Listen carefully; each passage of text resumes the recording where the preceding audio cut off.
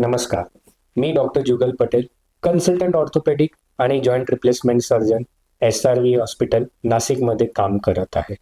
गुडघ्याच्या संधिवाताचे सुरुवातीचे लक्षणे अनेकदा सूक्ष्म असतात, परंतु लवकरच लक्षात घेणं हे महत्त्वाचं आहे.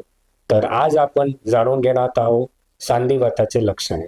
सर्वप्रथम लक्षण म्हणजे सकाळी उठल्यावर गुडघ्यात कडकपणा जाणवतात आणि तो अर्धा तास किंवा त्याहून जास्त वेळ राहतात.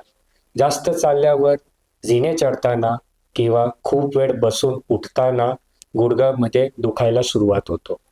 काही लोकांना गुडघ्यामध्ये सूजन जाणवतो, तर चालताना गुडघा अडकतोय किंवा सरकतोय अशी भावना पण येतात.